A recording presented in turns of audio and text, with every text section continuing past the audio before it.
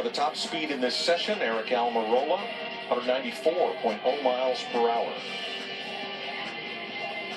Can-Am dual winner Denny Hamlin climbing aboard for the first time. Let's get our Toyota team update from Matt Yoakum. Mike, a lot of different agendas down here in the garage area, specifically if your car did or did not have damage in your dual event last night. Now, Denny Hamlin went to victory lane, but he also had some damage two different areas of his Toyota, the left front and also across the rear bumper where he got a really good shove.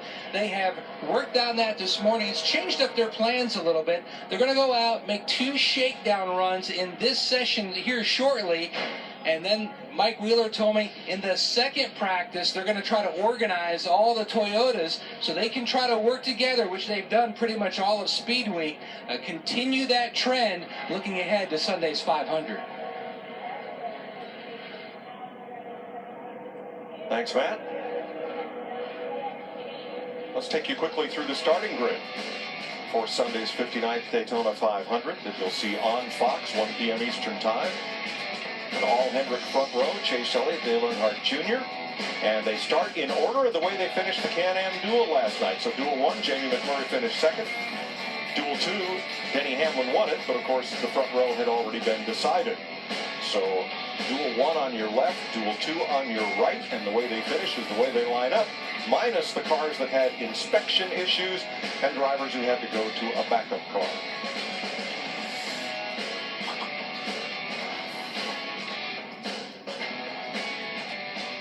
P.J. Kennington, Corey LaJoie raced their way into the 500. LaJoie not without a bit of controversy as he got into Reed Sorensen, who failed to make the race. Brendan Gaughan and Elliott Sadler got into the race based on their qualifying times. Those are the 4 open cars that made the show. You know, I watched that incident again with Reed Sorensen and Corey LaJoie, and I gotta, Reed Sorensen didn't take tires on the pit stop prior to that. As he came into the trial, it looked to me like the back stepped out just ever so slightly, and he had to check up, or he lost some momentum very quickly for some reason. Corey LaJoie just... Line 55. Yeah, right here, it's hard to really tell. There's another angle that we saw. Now, here's where we're going to see the angle of the impact. Wow, what a big impact. I'm so glad they put that safer barrier over there. That's that Kyle Busch area where he wrecked a couple of years ago. And you can see right there, that car bounced right off of that safer barrier. Paul Menard was also involved. He's gone to a backup car. Now, the area where Kyle Busch hit 2 years ago is roughly back there. Right. And that's the wall he hit. And it was all grass in front of that. Now we have safer barrier, and right in this area, it's kind of a double safer barrier at the road course exit. This is one of the biggest impacts I think I've ever seen in my career. I mean, carrying a ton of speed right there. The angle of that wall, plus the no safer barrier. Obviously, a just horrific crash, as well as injuries to Kyle Busch. So big kudos to Daytona International Speedway for stepping this wall out. I mean, look at this. This is a much different angle, not to mention a safer barrier. And we saw basically about the same thing happening with Reed Sorensen, headed at the same angle, about the same speed, but by ricocheting off this angled wall and the safer barrier, no injuries to Reed Sorensen, as well as the reinforced structure of that driver compartment inside the race car that NASCAR's implemented over the offseason. You see that Reed has the brakes on, so you've got that left leg extended, pushing that brake pedal as hard as you can, and when you hit that impact, I mean, your leg just buckles right inside the car. Well, there have been changes to more than just the track in the wake of Kyle Busch's accident 2 years ago. Yeah, it's called a driver intrusion package. It's mandatory here in Talladega for the Cup Series and Xfinity Series. This has always been heavy boilerplate. Now they have added this. They have added this area right here. Plus, they went also to the firewall area. Anything you see green there is a much heavier steel. You can even see the floor plan.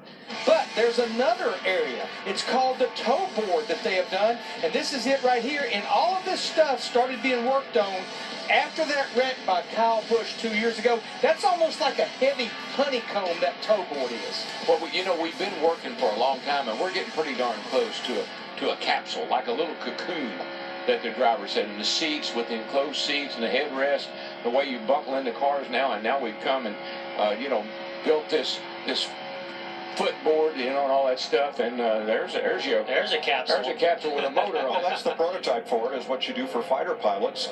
That's the U.S. Air Force Thunderbirds doing touch and goes here at Daytona International Airport, and they will do the flyover on Sunday for the 500. There's the ultimate display of aerodynamics. I like the way he's holding that front wheel up. That's amazing. And they just came over the top of the racetrack. I'm assuming that they're practicing for tomorrow. And one of these jets just went completely vertical and straight up. It was so impressive.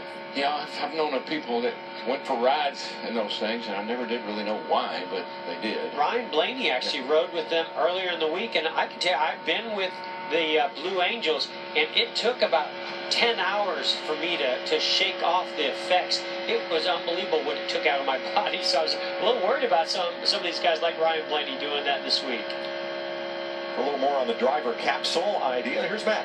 Mike, 3 years ago, Joe Gibbs Racing, before Kyle Busch had his Xfinity accident, they completely redesigned the footbox area, especially around the dash where the driver's legs go down into the footbox, created much more like an IndyCar type setup for the legs, where the left leg in a crash, a violent crash, it can't go over and hit the right leg. So it's almost like you're in a cocoon. They had to change that up slightly, though, when we went to the digital dash. They redesigned it all again, but a number of teams, especially Kurt Busch's team, they copied this type setup, so most of the teams in the garage area have something very similar, just continuing that advancement of safety. Yeah, and you can see every driver, they have their leg braces here, they've got the steering column here, that's all padded, your legs are really locked in, solid, and then that little knee knocker thing in the middle right there, we call it, just to keep your legs, from banging into each other. We've still got one big challenge: the interaction between the feet and the pedals. If that one straightened out, I think we'll be there. Yeah. A lot of guys struggle with that.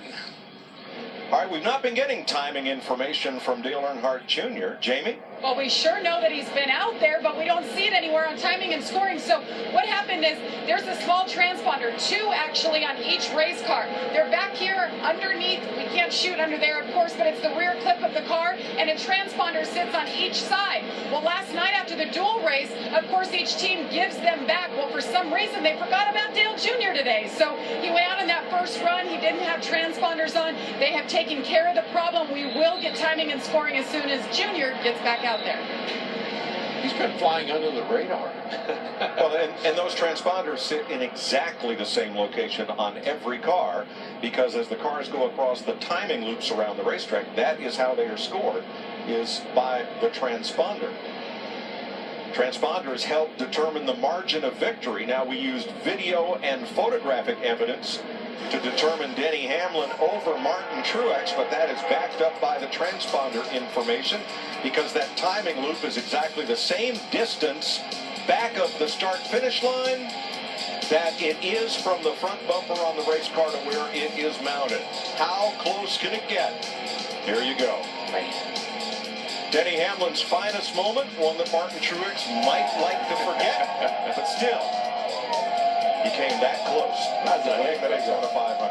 That was a heck of a drive by Hamlin. You know, that last lap, that's a lap you'll live over and over and over again. You see where that was created? That was a big shot from behind by Kevin Harvick to the rear bumper of Denny Hamlin. That's what catapulted him and that momentum up to get a run on his teammate. Look at the heck of a lap. That transponder sits 14 feet 4 inches back of the leading edge of the front bumper.